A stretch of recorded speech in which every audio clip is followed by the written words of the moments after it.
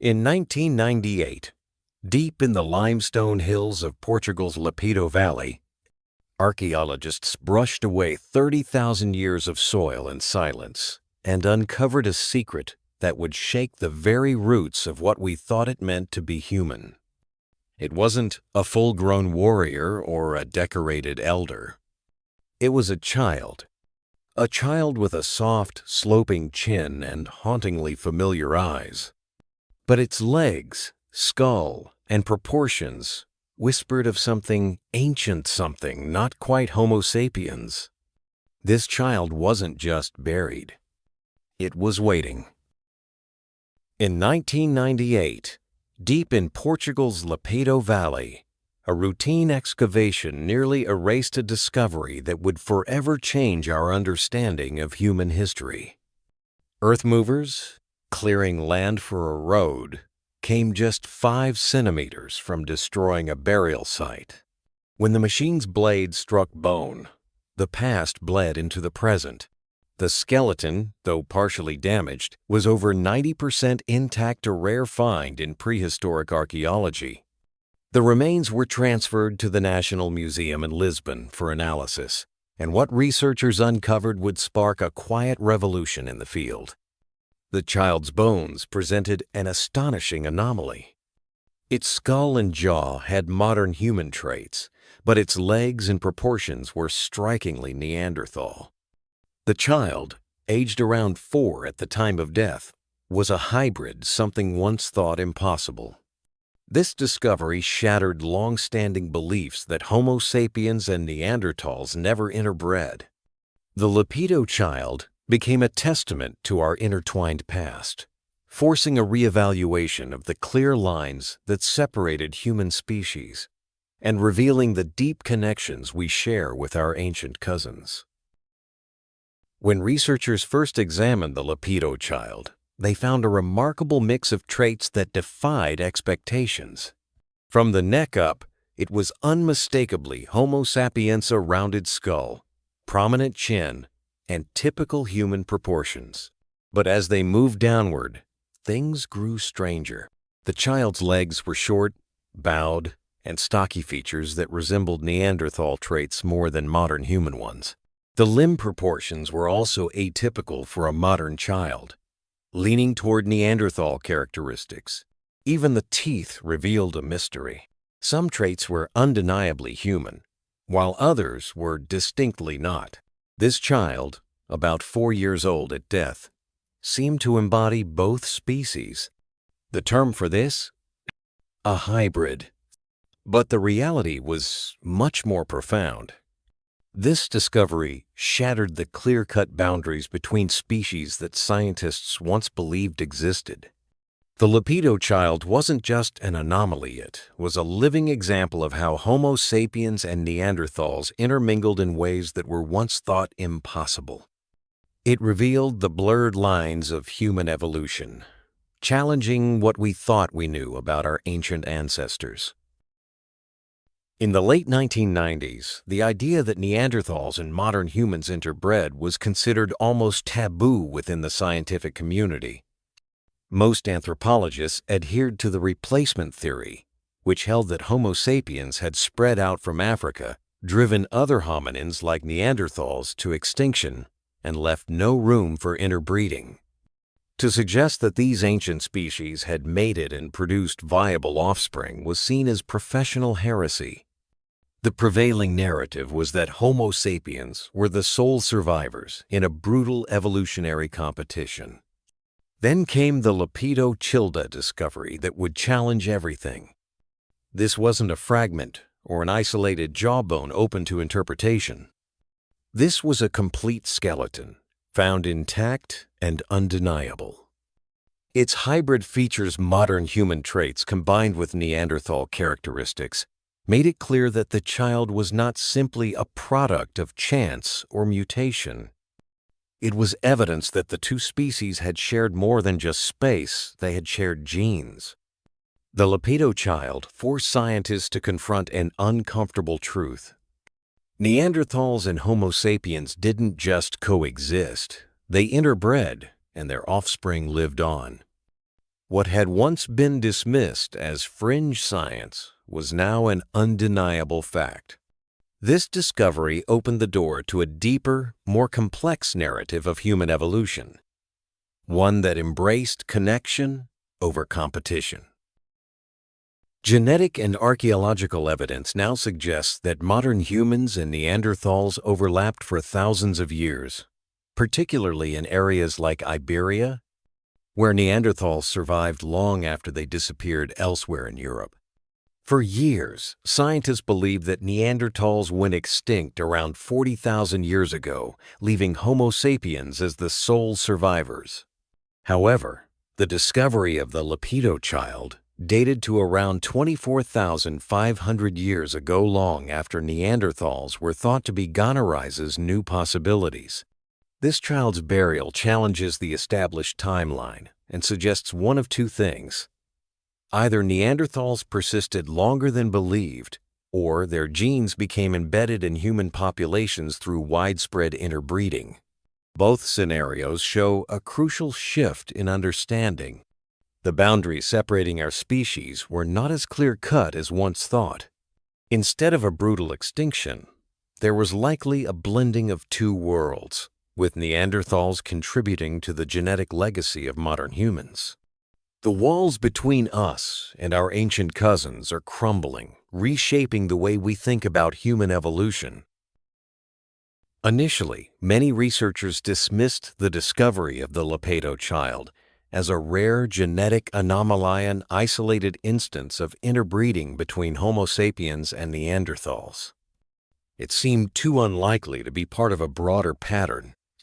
But as DNA studies advanced in the 2000s and 2010s, something remarkable happened. Scientists began identifying traces of Neanderthal DNA in modern human genomes, particularly in non-African populations. What had once been considered fringe science had now become a widely accepted fact. Today, it's known that all non-African humans carry between 2 to 4% Neanderthal DNA. But this figure only scratches the surface. When scientists look deeper, they find that up to 50 to 70% of the Neanderthal genome still survive scattered across all of us. This doesn't mean that Neanderthals were wiped out or disappeared into the past. It means that instead of vanishing completely, their genetic legacy lived on through interbreeding. We didn't eradicate them. We absorbed them into our own genetic makeup, incorporating them into the very fabric of who we are. The evidence now is undeniable. The lines between species weren't as sharp as we once thought. Neanderthals are still with us, embedded in our biology, shaping who we are today. For decades, popular culture depicted Neanderthals as dim-witted, brutish cavemen, primitive beings with crude tools, dragging their knuckles through the Ice Age. They were seen as a separate, less evolved species, far removed from Homo sapiens. This image, however, is now being challenged by new research. Neanderthals weren't just survivors of a harsh world, they were intelligent and capable. Evidence shows that they buried their dead, made jewelry, and even painted caves, behaviors once thought exclusive to modern humans. They also raised children, some of whom became ancestors of today's humans. The discovery of the Lapedo child has forced scientists to reconsider the clear divide between Homo sapiens and Neanderthals. With features from both species, this child shows that the line separating us from them may have never truly existed. Instead of a sharp boundary, there was likely a blend of cultures and traits, suggesting that Neanderthals were not merely an evolutionary dead end, but a crucial part of our shared past. This new understanding paints a richer picture of who Neanderthals were and what they contributed to humanity's story. It's easy to forget that species classification is a man-made system, a way to make sense of life's messy spectrum. In nature, however, things don't always fit neatly into defined categories. The lines we draw between species are often arbitrary, created to simplify complex relationships that nature doesn't recognize. For years, the prevailing belief was that Homo sapiens and Neanderthals were entirely separate species, distinct from one another. However, recent discoveries, particularly DNA evidence, have placed this idea under heavy scrutiny. Interbreeding between these two groups suggests that they were more like subspecies, diverging for thousands of years before coming back together and sharing genetic material. The lines we once believed were absolute, those separating Homo sapiens from Neanderthals, are now shown to be blurry, if not entirely false. This new understanding challenges everything we thought we knew about human evolution. It suggests that the boundaries we created were never real. They were simply reflections of our own need for definition in a world that rarely offers such clarity. Instead of clear-cut categories, the history of our species is far messier and more interconnected than we ever imagined. This realization doesn't just shift our understanding of the past, it forces us to rethink what it means to be human.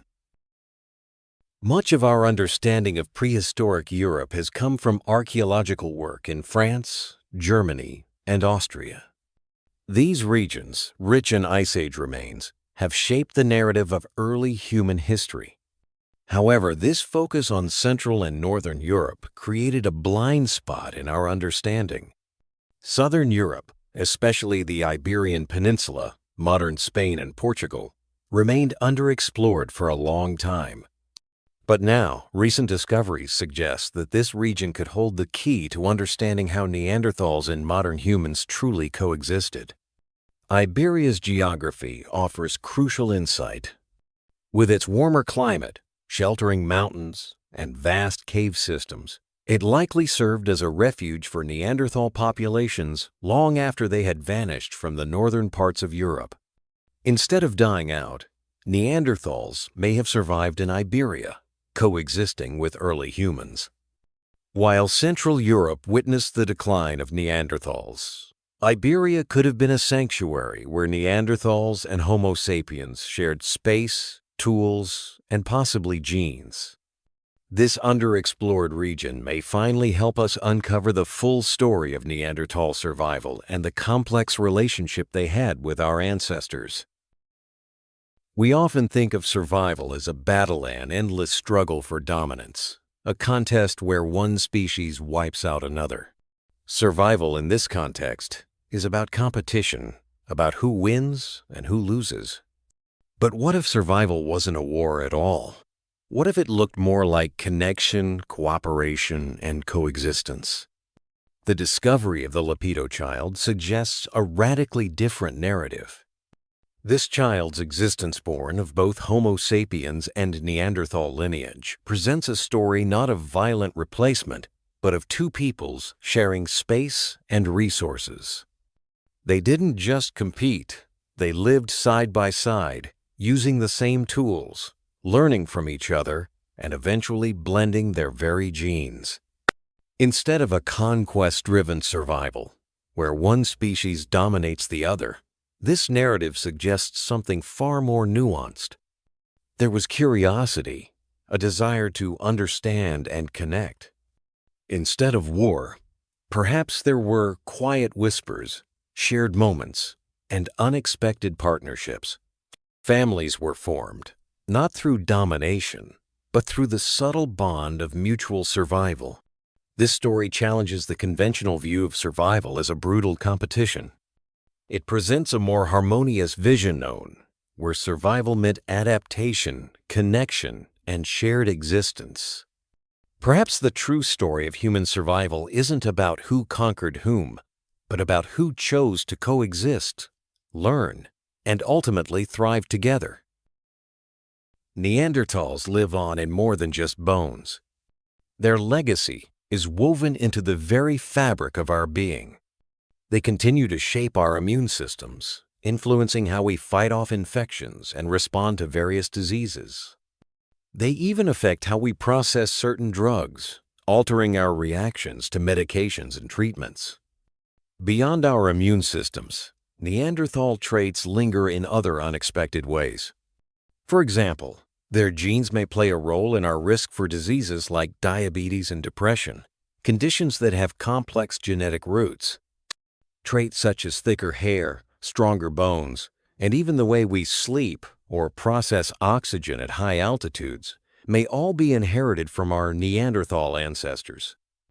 The past, it turns out, is not truly past. It is alive within us, hidden beneath our skin and within our DNA. Every breath we take carries the echoes of ancient lungs, reminding us that our connection to the past is not a distant memory, but a part of who we are today. Neanderthals are not just ancient history, they are us. Their genetic imprint shapes the way we live, breathe, and survive in the world today. The Lapedo child is more than just a skeleton. It is a voice that reaches across time, a whisper from 24,500 years ago, carrying a message that transcends the boundaries of its age. This child's existence is a powerful statement saying, "I was both." In a world often obsessed with identity, purity, and division, this child's story challenges our modern understanding of who we are. It reminds us that humanity has always been a mosaic, not a monolith. Throughout history, our ancestors didn't fit neatly into categories of us and them. Instead, they were shaped by connections, blending cultures, genetics, and ways of life. The Lapedo child forces us to reconsider how we define ourselves.